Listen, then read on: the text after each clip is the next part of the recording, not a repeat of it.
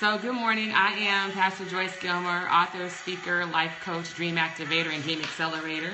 And I'm here every Wednesday for Word Wednesdays, normally 7:45 to 8 o'clock. I'm a little late today.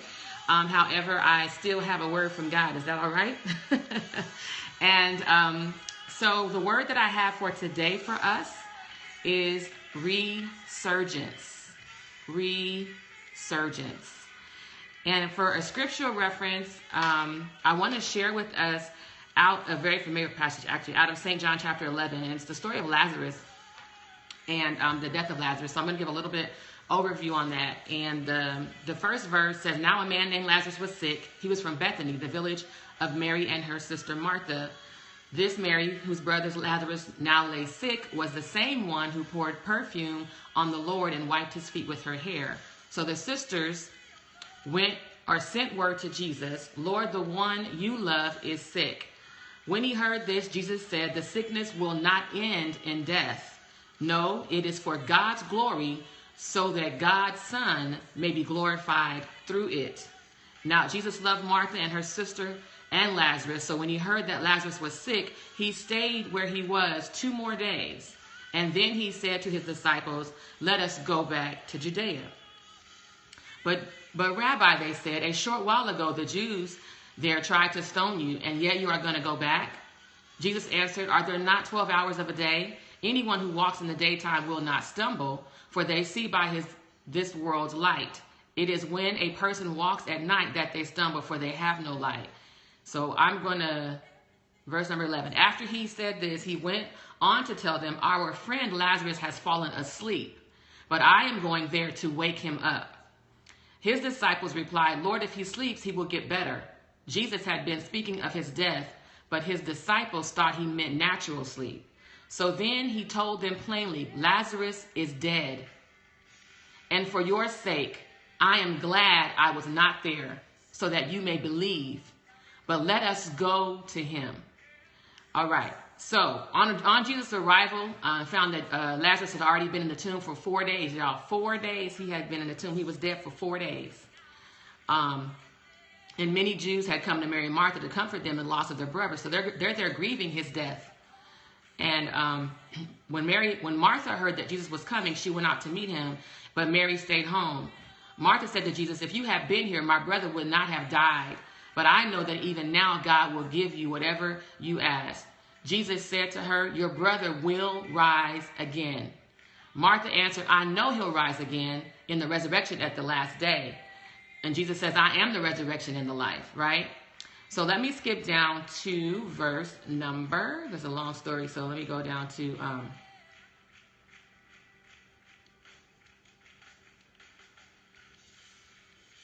verse number 34. It says, "Jesus, once more deeply moved, came to the tomb. It was a cave with a stone laid across the entrance. 'Take away the stone,' he said. But Lord," said Martha, the sister of the dead man, "by this time there is a bad odor, for he has been there 4 days."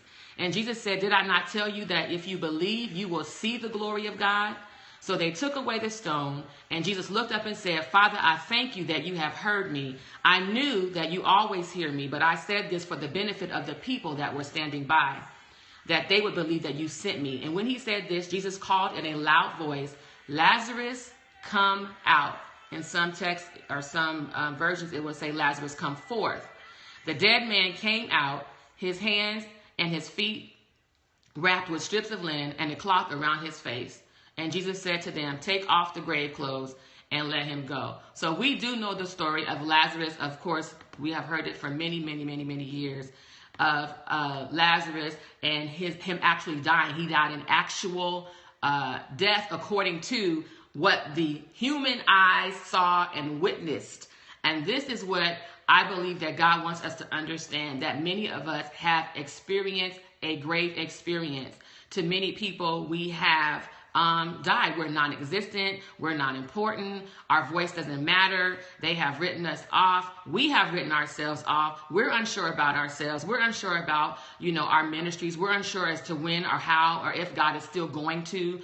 There are some areas in our lives that have, by our perception, in our evaluation, it is dead. It is no longer living. But I like the fact that Jesus said that he is really just sleeping. And he knew that according to his power and his supernatural ability, Lazarus was just sleeping because he knew he was going to wake him up. And so I looked up this word resurgence. Actually, God gave it to me. I was ministering on this weekend, and he gave me this word resurgence, and I knew that I would share more about it on this Wednesday scope. And so this word resurgent, it talks to us about an increase, a revival after a period of little or no activity. Let me repeat that. Resurgence. It is an increase or a revival after a period of little or no activity, after a period of little or no popularity, after a period of little or no notoriety. So if you have been in obscurity and you have been hidden and you feel like your dreams have died, that there are some ideas that have died, that there are some people that have walked away out of your life, that you have felt abandoned and left alone, God says this is your season of resurgence. This resurgence ushers in with it a power of, watch this now, renewal, of recovery, of a reawakening, because Jesus says Lazarus is just sleeping. To everybody else, they think it's dead. They think your small church of 5 members, your little business with 3 clients is dead. They think there's no life in it. But God says this is the appointed season for resurgence for those of us who people have written off, who people have judged, who people have tried to marginalize you and push you to the corner and say you didn't qualify, you didn't have the right look, you didn't have the right pedigree. God says this is the season of resurgence. So it brings renewal, it brings recovery, it brings a reawakening because it hasn't been dead, it's only been sleeping. Yes, I can shout on that. It has not died. It has only been sleeping. People needed to think you died. People needed to think that you had disappeared, poof, that you were gone. But God says it's only happened for his glory, so his glory could be revealed. So that when he would show up on the scene, he says, I'm coming because you're not dead. I'm coming to wake you up. So this season of resurgence has come to wake you up. It means reawakening. It means, watch this now, re-emergence. Re-emergence, which tells me that there was a time when you had status and you had position and you maybe even had popularity at some point. But somewhere along the way, transition hit your life and you began to move further and further back into obscurity, further and further back into self-doubt, further and further back into inactivity, because resurgence comes to visit places where there's been little activity, little popularity, little notoriety, where you've been submerged. You used to be on top, but now you kind of, hiding in the cut. They kind of forgot who you are. They kind of forgot your name. But God says in this season, men and women of God, resurgence. That is the word, resurgence, resurgence. And the final thing that resurgence brings with it is resurrection. It brings a resurrection, so that if indeed you have experienced a death in an area in your life, and I don't necessarily mean a death, of course, of a loved one, but a death of something that used to live, that used to thrive. It might be your hope. It might be your marriage. It might be, your faith. I don't really know where you have experienced death in your life, but this season of resurgence is bringing with it a resurrection power. Come on, we just experienced Easter. Come on, Jesus went to the cross and he died for us so we could experience the glory of God, the resurrection power, the getting up power, the salvation power, the healing power, the deliverance power. And this resurgence is coming to unleash all of that on our lives. Woo-wee! I'm glad you joined me, even though it's a little bit late, because today I believe that God is speaking so powerful to us with this word, resurgence. I wish y'all would just hashtag the word resurgence. I know it's a long word, but I want the enemy to know that we just got wind, that God is breathing on us with a fresh wind, a fresh fire, a fresh revival, a fresh renewal, another level of popularity, another level of notoriety. God says, get ready to be seen and heard. Ooh-wee. Get ready to be seen and heard. Do y'all hear me? Do y'all hear me? Do y'all hear me? Get ready to be seen and heard. Seen and heard. Another level of status. He's repositioning you. He's dropping the scales off of individuals' eyes who have received to look at you. Who have refused to look at you, I should say, who have refused to acknowledge your skill set, who have refused to acknowledge your abilities and your capabilities, your anointing, your talent. God's removing the scales from their eyes, and they're going to begin to see you. Oh, I didn't know. You've been there all the time, but God had you hidden for a season. You've been on the backside of the mountain. Come on. You've been hiding. You've been in your place of quietness, of wandering, of contemplating, dealing with your own insecurities and second guessing. But God says, get ready. That's right, you're coming out of the shadows and into the light. He's moving you from the backstage to the forefront. Come on, I see the big red velvet curtains opening up, and you're stepping right on the front center of the stage.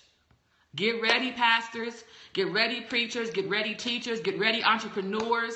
I'm telling you, everywhere, every area of your life, this power of resurgence is getting ready to hit you. So prepare your businesses to be seen. Prepare for people to get ready to call you, to invite you. They want to hear your voice. They want to hear your message. They want you to be the one to move and take position on the job. Come on. Do y'all receive that on today? Resurgence. And then as a bonus word, this is a bonus. Y'all get a bonus today because y'all hang with me to 8:04. The bonus word that God gave me was this word acquiesce. And this word acquiesce is what many of us who are on this scope this morning have been doing. But the spirit of resurgence is getting ready to cancel out this spirit of acquiesce. So acquiesce, it means to accept something reluctantly, but without protest. Acquiesce. Thank you for spelling that for me. Acquiesce. It means to accept something reluctantly, but without protest. So we talked about being pushed into obscurity. We talked about how this power of resurgence is going to bring renewal. It's going to bring recovery. It's bringing reawakening. It's bringing a reemergence. It's bringing a resurrection power with it.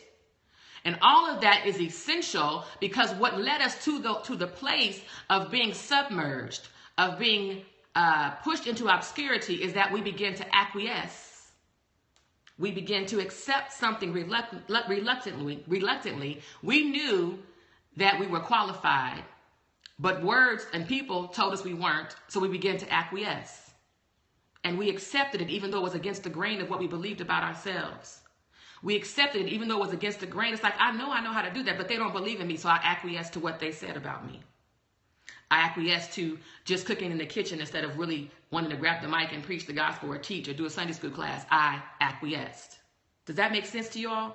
Am I talking to the right audience? And so for years, we have been acquiescing to people's ideas about where they think we should be and about what they think we should be doing, rather than knowing what God says we're supposed to be doing, and rather than embracing who God says we are. So by embracing this acquiescing mentality, we ourselves we allowed ourselves to be pushed further back into obscurity, to be pushed back and to be pushed down.